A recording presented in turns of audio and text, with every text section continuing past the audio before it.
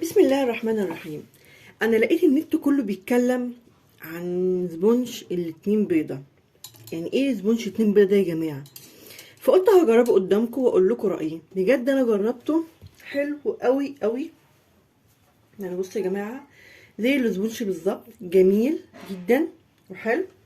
لا بجد تجربة تستحق ان احنا نعملها. يعني انا حطيته في صاج 30 في 40 وقطعته كده قدامكم 4 بجد فيديو جميل قوي قوي و...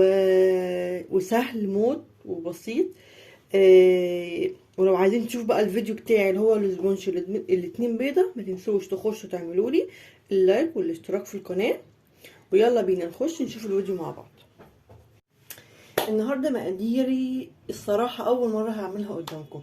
يعني انا شفت الفيديو دوت على قناة تانية، يعني بجد عجبني وناس كتير قوي شكروا فيه، فقلت هعمله قدامكم. فالمقادير هي ايه؟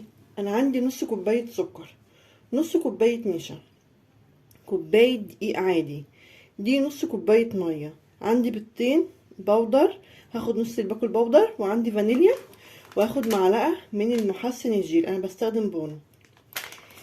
يعني بجد يا جماعه انا شفتها وعجبتني الطريقه قوي، يعني فقلت الاسبونج دوت هيبقى موفر، فقلنا نجرب. فانا هعمل ايه بقى؟ هنحط البيضتين على بعض. هنحط البيضتين، هنكسر البيضتين كده اهو، واحد، التانية. يعني هو طريقة سبونش غريبة شوية، بس قلت اجرب مش هخسر حاجة يعني. الواحد لما بيجرب حاجات ما بيخسرش. وهنحط عليها الفانيليا، لما نحط كل حاجة على بعضها. طبعا اللي عنده عجان هتنفع، وانا ما عنديش عجان لسه يعني بجد. وهحط كوباية الدقيق. طبعا المكونات دي كلها ساقعة، يعني المكونات دي كلها انا حطاها في التلاجة. كنت حاطه الدقيق والنشا ومحسن المحسن الجيلي بتاعي برضو في التلاجة. وحط نص كوبايه السكر ونص كوبايه ميه ساقعه. انا الصراحه يا جماعه يعني انا بعملها وخايفه، يعني مضحكش عليكم، انا بعملها بس قلت مش هخسر حاجه، ده هم بطين يعني، مش حكايه يعني. نفعت ما نفعتش، قلت ايه عادي يعني. هحط نص معلقه من محسن الجيل.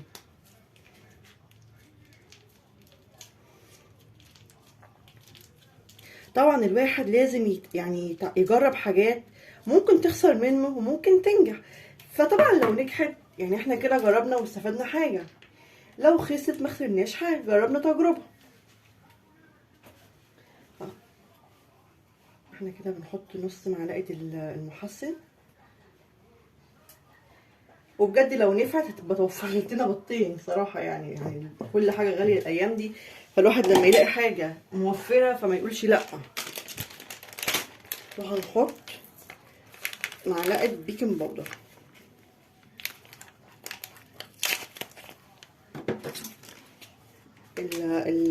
البودر ده بيبقى معلقتين، انا احط معلقه منه، معلقه كبيره، نص تقريبا اهو، معلقه. وبعدين هعمل ايه بقى؟ اقوم ضاربه ده كله لمده كام، 10 دقايق ربع ساعه، لغايه ما الخليط يبقى عامل زي الاسبونج بالظبط. هو ده سبونج على فكره يا جماعه، يعني ادام في محسن وكده يبقى هو سبونج. انا بقى هجن اضرب لغايه ما الخليط يمتزج خالص، وهوريهولكوا دلوقتي.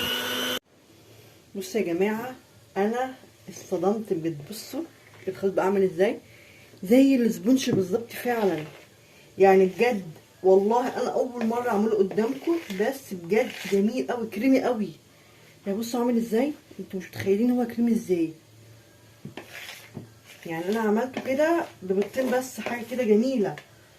انا دلوقتي الخليط ده اللي هيتحط في صينيه مقاس صينيه مدوره مقاس 18، اللي انا حطاه في صاج 30 في 40.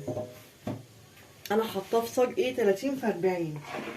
هما بيحطوه في صينيه رقم 18 او 20، بس انا حطيته في صينيه صاج 30 في 40.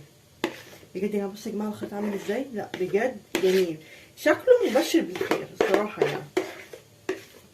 انا بقى طبعا وانا بصب معاكم الخليط انا قايده الفرن عايز درجه حراره عاليه جدا زي اي سبونج، طبعا بحب درجه الحراره العاليه. هحطه في الرف الوسطاني. انا كده بقى هفرد السبونج قدامكم، هفرده خالص كده. بجد يا جماعه لا جميل، الشكل العام حلو. انا الصراحه هجرب واقول لكم رايي في الاخر، وهنصحكم بيه. لا اقول لكم لا ما تجربوش، بس بجد يعني كبدايه مبشره، لا حلو كده. انا بقى هفرده خالص كده واسويه في الصاج بتاعي، وهدخله الفرن على درجه حراره 180. مسخنه الفرن قوي قوي قوي، ولما يطلع هوريه لكم شكله عامل ازاي. انا دلوقتي خرجت الاسبونج بتاعي من الفرن، بجد يا جماعه حلو، لا بجد جميل. هطلعه لكم دلوقتي. بصوا انا طبعا سبته يبرد خالص عشان اعرف اتعامل معاه، بس بجد لا كنتيجه مش وحش، حلو قوي طري وجميل. بصوا عامل ازاي. انا بقى هقطعه قدامكم. انا بس عايزه اقسمه بالنص كده. ديت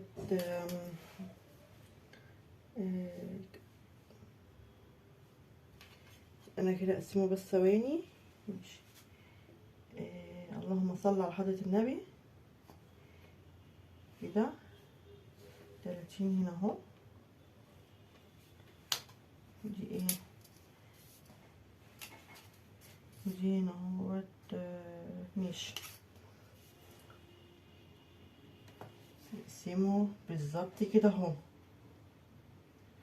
بالظبط. انا عايزه بس اقسمه قدامكم عشان اوريهولكوا هو عامل ايه من جوه. بس كده. بصوا يا جماعه اهو ده الاسبونج بتاعي،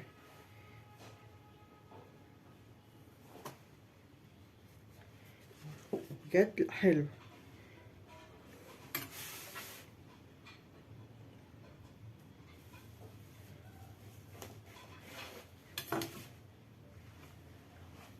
بصوا عامله ازاي من جوه، حلو قوي هاشش، لا بجد شبه الاسبونج العادي، لا كنتيجه حلوه قوي قوي.